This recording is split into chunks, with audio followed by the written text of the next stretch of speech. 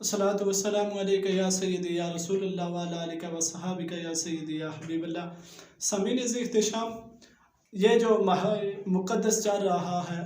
اس میں سیدنا صدیق اکبر رضی اللہ تعالیٰ عنہ کے اوصاف بیان کیے جاتے ہیں، جو سیدنا صدیق اکبر رضی اللہ تعالیٰ عنہ نے کریم مصطفیٰ صلی اللہ علیہ وسلم کے ساتھ اپنا وقت گزارا، اور جو حضور صلی اللہ علیہ وسلم کا دنیا سے ظاہری پردہ فرمانے کے بعد جو سیدنا صدیق اکبر رضی اللہ تعالیٰ عنہ نے اسلام کی خاطر جو کام کیا اس کا تذکرہ ہوتا ہے۔ لیکن یہاں پر ایک وجہ بیان کی جاتی ہے، کچھ لوگ اعلیٰ حضرت اور داتا حضور کا نام لے کر سیدنا صدیق اکبر رضی اللہ تعالیٰ عنہ کی افضلیت وہ یہ تو مان لیتے ہیں کہ سیدنا صدیق اکبر رضی اللہ تعالیٰ عنہ جو ہے خلافت میں افضل ہیں، لیکن باقی امور جو آ جاتے ہیں ان کے بارے میں وہ اور باتیں کرتے ہیں اور ان کو اور سٹیج پر لے کر بیان کرتے ہیں۔ تو میرے ساتھ مولانا فیضان جلالی صاحب موجود ہیں، ہم ان سے یہ بات کرتے ہیں کہ سیدنا صدیق اکبر رضی اللہ تعالیٰ عنہ کا حضور کی حیات مبارکہ میں کیا مقام تھا، اور حضور کے دنیا سے پردہ فرمانے کے بعد سیدنا صدیق اکبر رضی اللہ تعالیٰ عنہ کا صحابہ کی نظر میں ان کا کیا مقام تھا، اور اعلیٰ حضرت کی نظر میں ان کا کیا مقام تھا۔ السلام علیکم فیضان صاحب۔ وعلیکم السلام ورحمۃ اللہ وبرکاتہ۔ بسم اللہ الرحمن الرحیم۔ ماشاءاللہ آپ نے افضلیت جناب سیدنا صدیق اکبر رضی اللہ تعالیٰ عنہ کے حوالے سے جو ہے حکم ارشاد فرمایا۔ یقیناً اہل سنت کا یہ عقیدہ ہے کہ انبیاء کرام کے بعد افضل ترین جو ہستی ہے وہ جناب سیدنا صدیق اکبر رضی اللہ تعالیٰ عنہ ہے، یعنی افضل البشر بعد الانبیاء بالتحقیق جناب سیدنا صدیق اکبر رضی اللہ تعالیٰ عنہ۔ اس میں تو دوسری کوئی رائے بھی نہیں ہے کہ آپ کے علاوہ کوئی اور شخص جو ہے وہ افضل ہو، یہاں تک کہ بے شمار کتب حدیث میں یہ روایات موجود ہیں کہ جہاں پر سیدنا صدیق اکبر رضی اللہ تعالیٰ عنہ کی ہستی جلوہ گر ہو تو کوئی اور بندہ آ کر ان سے آگے ہو جائے تو یہ ہو ہی نہیں سکتا، یہ ممکن ہی نہیں ہے۔ جناب عمر فاروق رضی اللہ تعالیٰ عنہ جیسی عظیم المرتبت شخصیت جس کے بارے میں بے شمار فضائل و مناقب آئے، اور مولا علی کرم اللہ وجہ الکریم جیسی عظیم ہستی جن کو شیر خدا حیدر قرار کہا جاتا ہے، اور جن کے فضائل کے بارے میں بہت سی احادیث مروی ہیں، تو ایسی شخصیات جو ہے وہ خود تسلیم کرتے تھے کہ جناب سیدنا صدیق اکبر افضل البشر بعد الانبیاء، سبحان اللہ۔ تسلیم کرتے تھے۔ کریم مصطفیٰ صلی اللہ علیہ وسلم کا ظاہری پردہ فرمانے کے بعد جب خلافت سیدنا صدیق اکبر رضی اللہ تعالیٰ عنہ کو ملی اور 4 خلفاء حضور کے بعد جو ہے اسلام کے مقرر ہوئے، ان 4 میں سے اگر آپ کسی ایک کے بارے میں کسی ایک کی روایت یہاں پر بیان کر دیں تو یہ بہت اچھی بات ہوگی۔ بے شک، ضرور، بے شک۔ اس حوالے سے صحیح بخاری میں اور بطور خاص فتاوی رضویہ شریف جلد نمبر 28 کے اندر اعلیٰ حضرت رحمۃ اللہ تعالیٰ علیہ نے 10 مرویات یعنی 10 احادیث ذکر کی ہیں جس میں افضلیت جناب سیدنا صدیق اکبر رضی اللہ تعالیٰ عنہ جھلکتی نظر آتی ہے۔ سبحان اللہ۔ ان میں سے بطور خاص اعلیٰ حضرت نے جو پہلی حدیث لکھی ہے نا، کہ جو صفحہ نمبر اعلیٰ حضرت لکھتے ہیں فتاوی رضویہ شریف اور جلد نمبر 28 اور صفحہ نمبر 480 ہے، 10 حدیثیں مرتضوی آپ نے لکھی ہیں، وہ ٹائٹل بھی ہے کہ احادیث مرتضویہ سنیے۔ ان میں سے پہلی یہ ہے کہ آپ کے بیٹے جو ہے محمد بن حنفیہ، اللہ اکبر، وہ کہتے ہیں کہ میں نے اپنے والد ماجد کرم اللہ تعالی وجہہ سے عرض کی، یعنی حضرت علی رضی اللہ تعالیٰ عنہ سے ان کے بیٹے عرض کرتے جی بے شک، کہ رسول اللہ صلی اللہ علیہ وسلم کے بعد سب آدمیوں میں بہتر کون ہے، یہ سوال کیا حضرت محمد بن حنفیہ رضی اللہ تعالیٰ عنہ نے۔ تو آگے سے شیر خدا نے فرمایا کہ ابو بکر، میں نے عرض کی ابو بکر کے بعد کون افضل شخصیت ہے، فرمایا حضرت عمر رضی اللہ تعالیٰ عنہ اجمعین، یعنی رسول اللہ کے بعد جناب سیدنا صدیق اکبر افضل ہیں، پھر ان کے بعد جو ہے عمر فاروق رضی اللہ تعالیٰ عنہ افضل ہیں، پھر اس طرح دوسری حدیث بھی تیسری حدیث بھی 10 احادیث مبارکہ اعلیٰ حضرت رحمۃ اللہ تعالیٰ نے جلد نمبر 28 کے اندر لکھی ہیں کہ افضل ترین ہستی جو ہے جناب سیدنا صدیق اکبر رضی اللہ تعالیٰ عنہ کے بعد افضل ترین جو ہستی ہیں جو جناب سیدنا صدیق اکبر رضی اللہ تعالیٰ عنہ کی ذات۔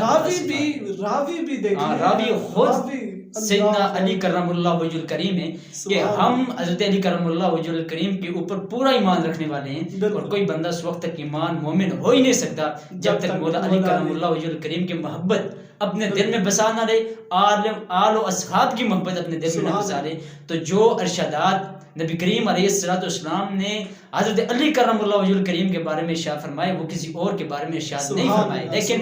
وہ ان کی جو فضیلت ہے یا جو کرامات ہیں یا جو مناقب ہیں یہ ایک جزوی ہے، اور جہاں تک کلی کا تعلق ہے تو وہ میں آپ کو بتاتا ہوں فتاوی رضویہ شریف جلد نمبر 15 سے کہ اعلیٰ حضرت رحمۃ اللہ تعالی نے ایک یہاں پر خلیفہ باللہ فصل ہونے کے بارے میں کہ حضرت علی رضی اللہ تعالیٰ عنہ نے ارشاد فرمایا اب جو باقی امور ہیں ان کے متعلق بھی اگر روشنائی کوئی حاصل ہو جائے ہمیں تو یہ بھی بہت بڑی بات ہے، کیونکہ لوگ پوچھتے ہیں کہ اعلیٰ حضرت کا نام لے کر آپ لوگ یہ تو کہہ دیتے ہیں کہ سیدنا صدیق اکبر رضی اللہ تعالیٰ عنہ افضل ہیں، لیکن ہم افضل وہ لوگ جو کہتے ہیں کہ ہم افضل صرف یہ مانتے ہیں کہ خلیفہ افضل ہیں، اور جو باقی امور ہیں ان میں ہم نہیں مانتے۔ کچھ لوگ ایسے بھی ہیں، ان کو بھی یہاں سے کچھ نہ کچھ ملنا ان کے لیے یہ ہے کہ آپ دیکھیں کہ ہم اپنے آپ کو بریلوی کہتے ہیں، ماشاءاللہ، تو ہمیں اعلیٰ حضرت رحمۃ اللہ تعالی علیہ کے ہر کام پر جو آپ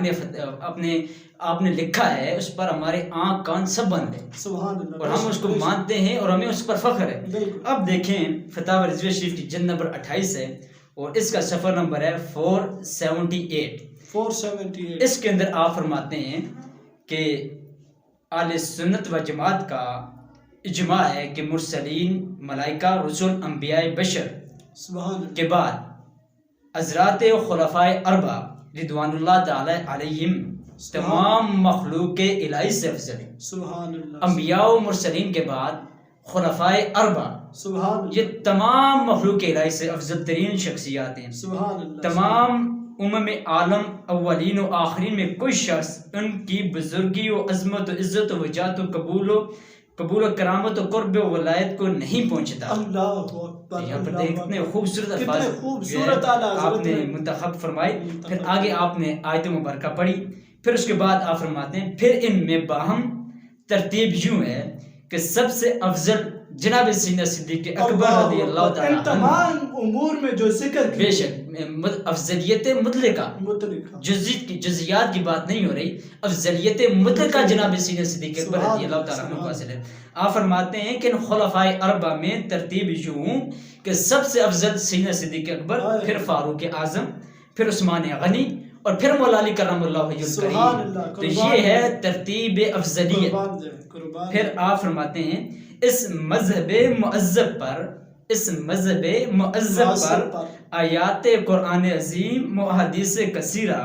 حضور پر نور نبی کریم علیہ السلام و ارشادات جلیلہ واضحہ امیر المومنین مولا علی مرتضیٰ رضی اللہ تعالی عنہ و دیگر ائمہ اہل بیت، سبحان اللہ، جو ہے، اور اسی طرح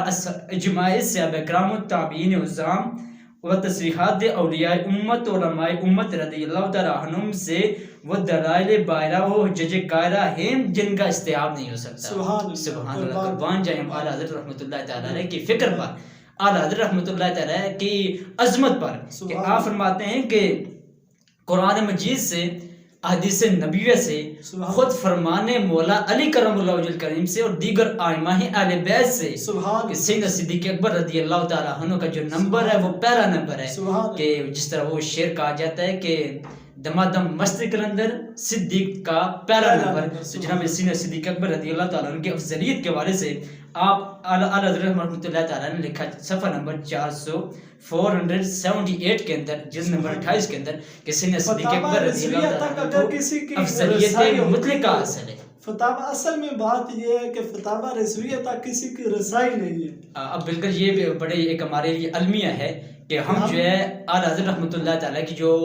آپ نے جو تصریحات لکھ دی ہیں، جو جمع کر دی ہے، اتنا ذخیرہ آپ نے فتاوی رضویہ شریف کے اندر لکھ دی ہے، ایسی ایسی تصریحات لکھی ہیں، ایسے ایسے مسائل لکھے ہیں جن کی جو ہے بندہ ثانی لانے سے قاصر ہے۔ تو یہ اعلیٰ حضرت رحمۃ اللہ تعالیٰ نے ہمیں یہ نظریہ دیا، یہ پوائنٹ دیا کہ افضل افضل البشر بعد الانبیاء بالتحقیق جناب سیدنا صدیق اکبر رضی اللہ تعالیٰ عنہ کو، آپ کو باقی صحابہ اکرام کو جو ہے وہ فضیلتیں ملی ہیں، وہ جزیات کی فضیلتیں وہ ہم مانتے ہیں۔ مولا علی کرم اللہ وجہ الکریم کے اپنے فضائل و مناقب ہیں، حضرت عمر فاروق رضی اللہ تعالیٰ عنہ کے اپنے فضائل و مناقب ہیں، سیدہ پاک خاتون جنت کی اور اسی طرح ام المومنین کے اپنے فضائل و مناقب ہیں، لیکن جو ان میں سے افضل ترین جس کو فضیلت مطلقہ حاصل ہے وہ جناب سیدنا صدیق اکبر رضی اللہ تعالیٰ عنہ کی ذات۔ اسی لیے شاعر کیا خوب کہتا ہے کہ محمد سے وفا تو نے تو ہم تیرے ہیں،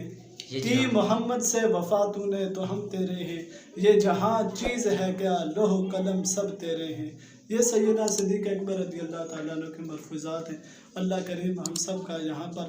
مل جل کر یہ سننا بھی اللہ پاک اپنی برکات میں قبول اور مقبول فرمائے، اور قبلہ فیضان جلالی صاحب کو اللہ پاک اور مزید علم پڑھنے کی توفیق عطا فرمائے، اور ہم جیسے جو بندے ہیں ان کو علم سمجھنے کی توفیق عطا فرمائے، آمین۔